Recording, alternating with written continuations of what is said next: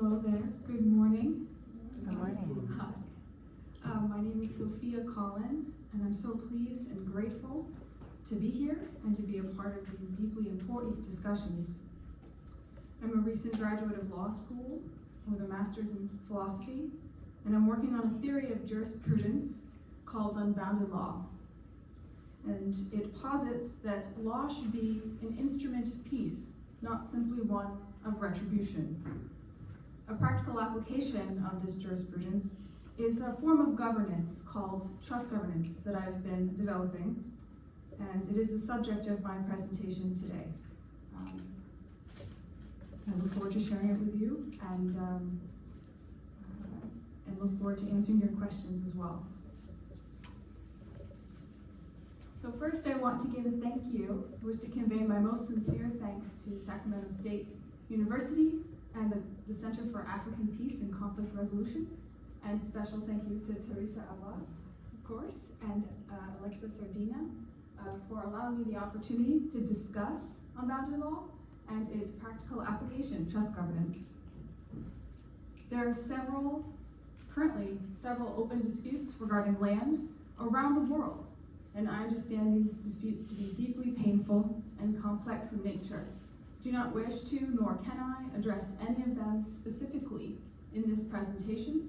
My goal is one of peace, and to propose an option that is adaptable, customizable, and which the listener's mind is free to apply at its own discretion and privacy.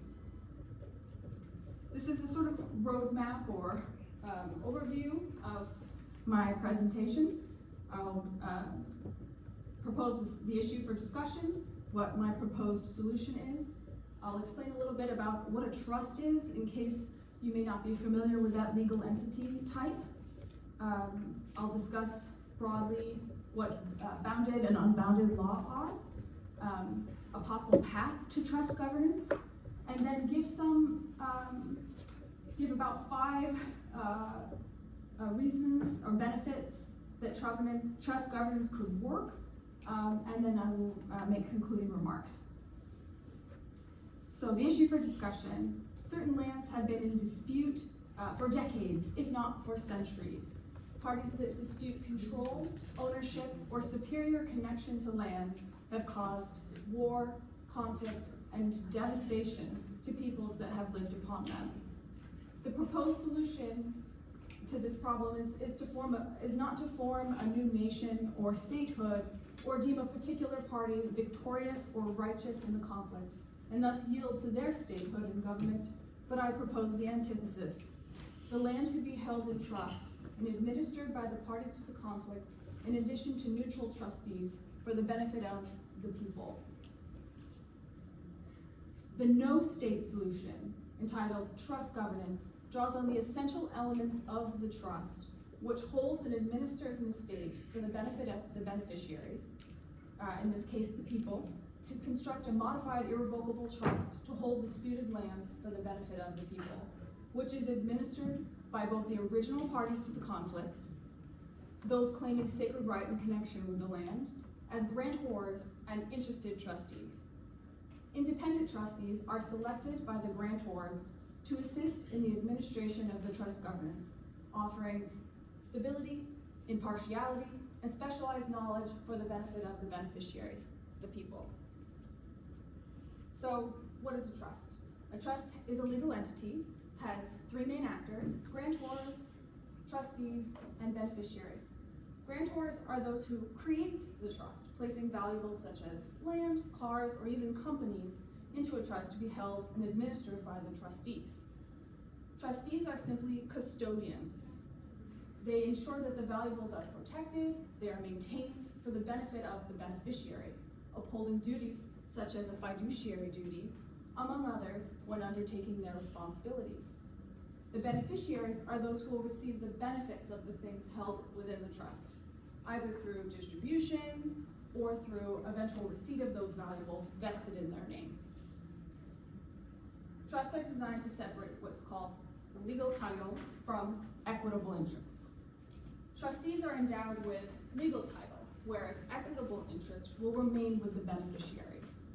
Legal title empowers the trustee with the authority to exert control or custodianship over the valuables. Equitable title empowers the beneficiary with the enjoyment or the benefits, fruits of those valuables. Trusts are essentially neutral vessels, ready for instructions by their trustors or grantors rather. They have a sole purpose of service to the beneficiaries and do not have an identity or an ego outside of their stated purpose. They are self-effacing, as they normally terminate upon either the successful vesting or failure thereof of the valuables held within the trust. So here's sort of a picture of what that would look like in case it might be helpful. The land is placed within a trust, and the legal title is held within the trusteeship. As you can see, there are different types of trustees. There are the independent trustees who don't have a sacred connection to land that they are currently acting as trustee for. And then there's the interested party or grantor that claims a sacred connection to that land. And it's all in service to the people who receive the equitable title of the land. So what is bounded and unbounded law? So bounded law is essentially law that restricts action. It says what you should not do. And if you cross a certain boundary of what you shouldn't do, then you receive a punishment. So therefore, law becomes a weapon, using violence, punishment, or threat thereof to discourage bad action. It demarcates right from wrong, cultivates those boundaries. It's reactionary, as it's only cultivating peace when something harmful has happened. And it says that peace is an absence. It says that peace is defined by when no harmful action happens. It doesn't have a positive characteristic. And it's divisive, as it's inflicting more violence as a result of violence. And it categorizes people into lawbreakers and those perhaps who are not even visible because they have, by the government, because they haven't committed a crime.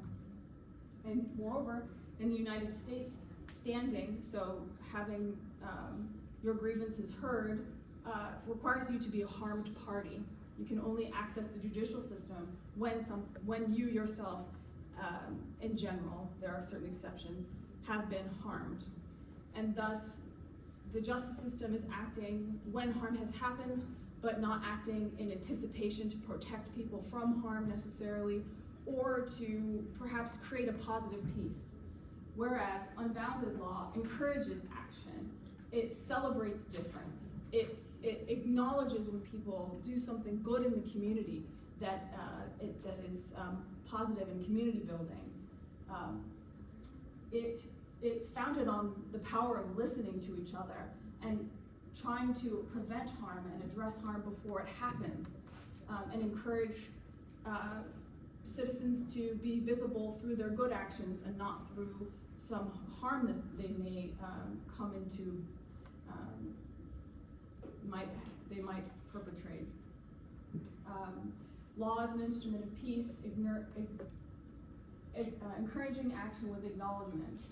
It doesn't, it empowers people through the cultivation of morality. It doesn't demarcate right and wrong. It's action because it seeks to create good action and prevent bad action before it happens, so it's not reactionary. And it sees peace as a presence. That's something that can be felt and can be grown and can be seen. It's not absent, it's not just the absence of negative action. And it's unifying because everyone is involved. You don't have to be of a particular class to access it. So what could a possible path to trust governance look like? What would happen? Well, unbounded law would receive a request for a trust governance by a party to a dispute. And then on the local level, we'd identify all parties to the conflict, reach out to those parties regarding the request for trust governance, and identify other important parties with sacred connection to the land to ensure all are represented and have a voice. These parties may not be a participant to the open dispute, and they could be living abroad because of the ongoing conflict. On the international level, we'd reach out to partners such as the UN and possibly judicial bodies, such as the ICJ in The Hague, regarding the request for a trust governance, and secure recognition and terms of possible reliance, and identify and retain experts, attorneys, and other relationships vital to the building of a trust governance, such as independent trustee judge nominations. There is the possibility to have a judicial body as a participant in the trust governance model to serve as a body to hear disputes between trustees that cannot be sorted amongst themselves. It could be a body that hears amendments, proposed amendments to trust. And it's one that can be chosen by the initial grantor's trustee, so it's customizable and it's a judicial body that they have faith in. Then we, for funding, because we'll have to assemble a team of experts, other trustees, attorneys, and other important, secure other important parties to move forward in the cultivation of a trust governance. We need to create a budget, identify resources, secure a bond, loan, donations, or other necessary financing. And then the collaboration begins. We begin drafting trust governance with the consent and participation of all grantors and trustees. And there can be interim implementation that can occur simultaneously to sort out any aspects of the trust that are not working as intended.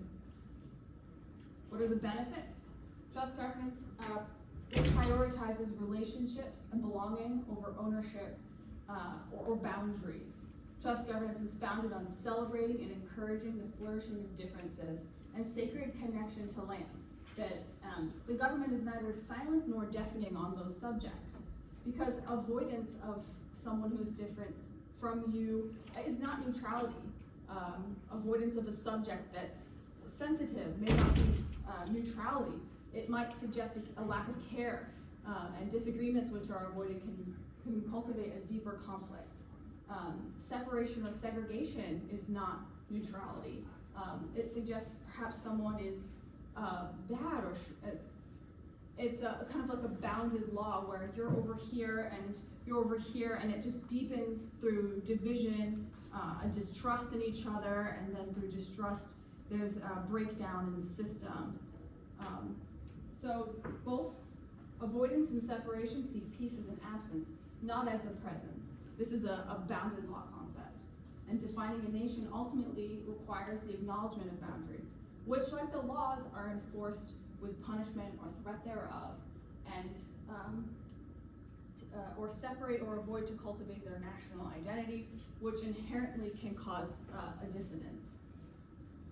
So trust governance prioritizes people over country, so the diversity of the people is celebrated, encouraged, not national identity created. The people are the measure of governance, not a rule, not a ruler. And Unbounded law places virtue and prosperity as the light without flame, which is the justice without punishment or threat thereof, that all may pursue and obtain. Fear does not motivate, nor does segregation, apathy, or division give the illusion of harmony. Law celebrates and trust governance prioritizes law celebrating and supporting the common good over law focused on law breaking and punishment. Parties previously in conflict unite in the shared notion of peace and leave behind the cycles of violence, both in law and in trying to separate land by ownership or alleged superior connection, and in the violence of seeing difference as a threat and not as a valuable and integral part of being. And to reaffirm, trust governance prioritizes recognition of the value and harnessing of the power inherent in unity over the degradation that separation based on difference can foster. Separation of people based on beliefs does not cultivate peace,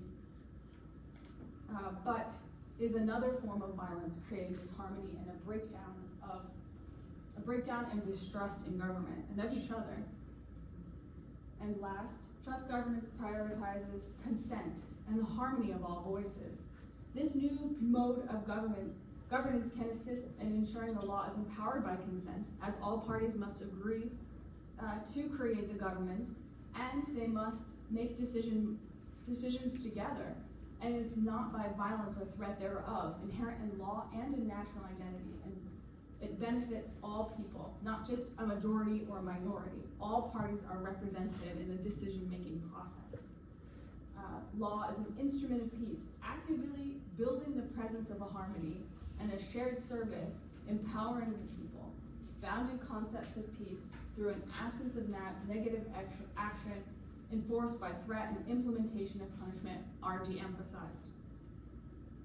To conclude, this peace architecture emphasizes collaboration, harmony, profound respect, selfless service, and the upholding of stability, safety, self-determination, and equal rights for all people. A governance for the people, for peace, and for celebrating our differences and the sacred facets of being that connect us to land and to each other. I want to thank you very much for your time, and I look forward to answering any questions or concerns you may have.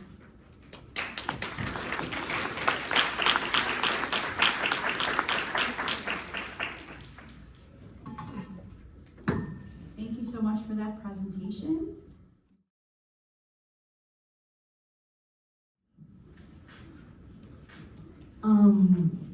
Good afternoon, everyone. My name is Divine Okebuna, and my question today is for Miss Sofia Collin. Your presentation was wonderful. Thank you very much for that. However, most of it did read to me as rather optimistic, which is why my question is a several-part question. A, who and how would the trustees be chosen? In a conflict between country A and B, where country A is bigger, stronger, and led by someone with less morals, how do you choose people or trustees who A, will not be corrupted, B, will not choose to side themselves with country A or country A's wants because they are afraid for their families? The second part of my question has to do with who is governing said trustees. Do we say the UN? Do we say the ICC? I believe that's the International Court. We've seen in recent conflicts in recent years, even NATO don't really have any bite in the world, not with countries that choose not to let them have said bite. The only time they do have said bite is when they go against the African continent. Then, for some reason, everybody has a mouth, everybody has power.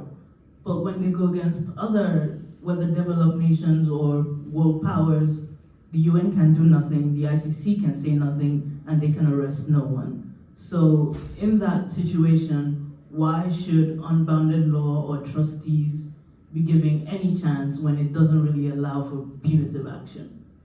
Thank you.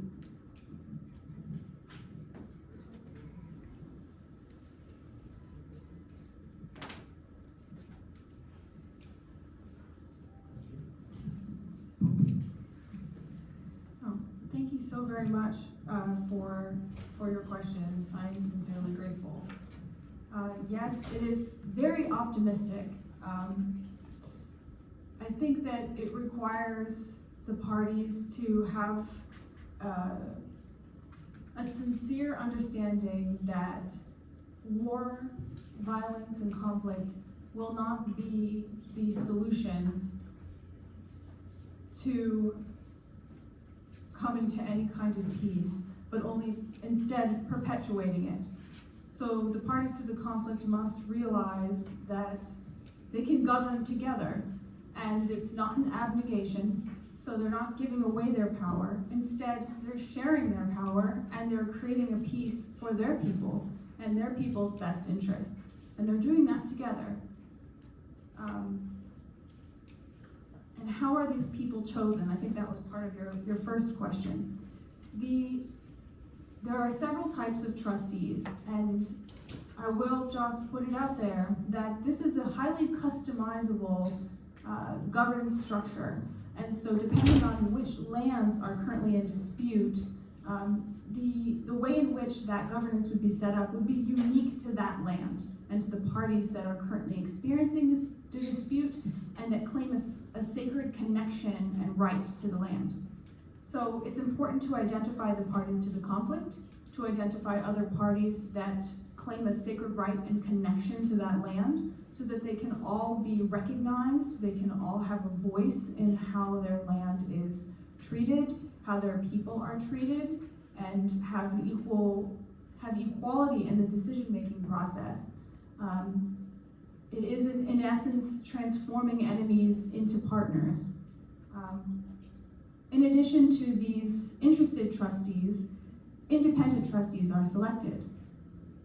Independent trustees are those that have an expertise related to the land in conflict. Perhaps the land in conflict has a lot of oil or it has a lot of water.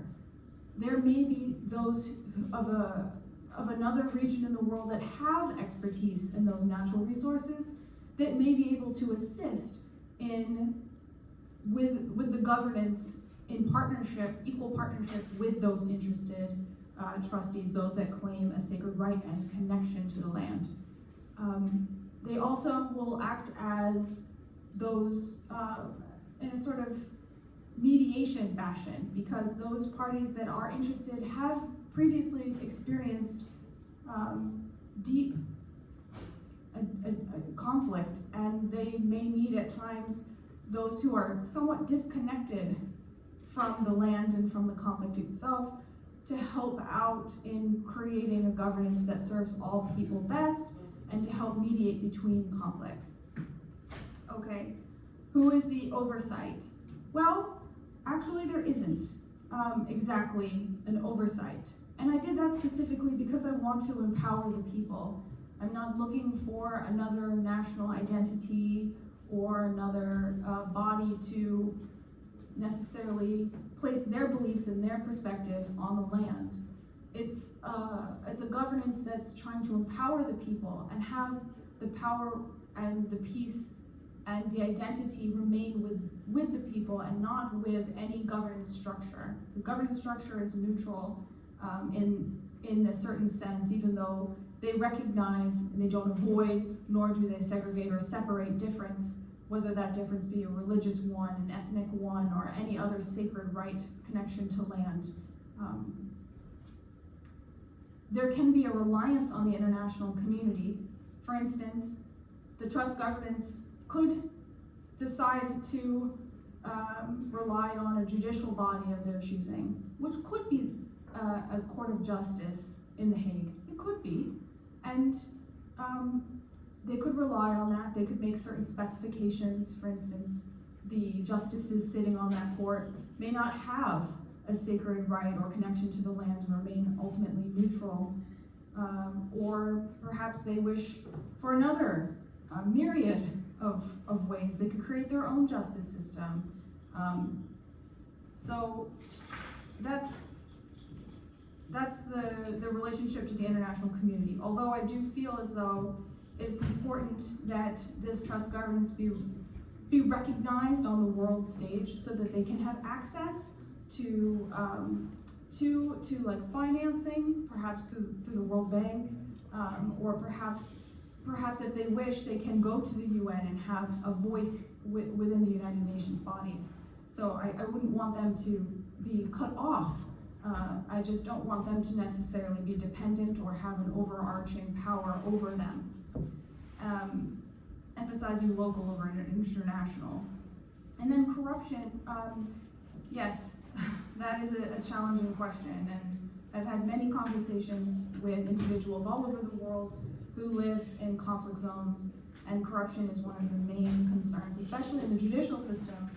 And that is why I had suggested relying on an international judicial body, perhaps such as The Hague, or perhaps another a judicial body of their choosing, to ensure that there is access to fair to a fair system, even though the whole design of trust governance is meant to support both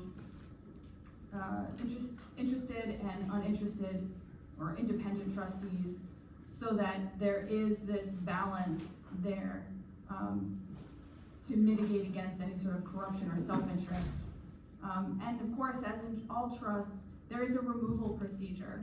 So if there is some sort of trustee that's, in breach of their fiduciary duties or any other kind of duty specified in the trust document, they can be removed by the people. So I don't know if that answers all of your questions.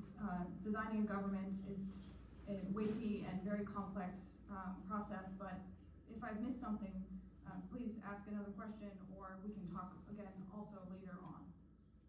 Thank you so much. Of course. We have another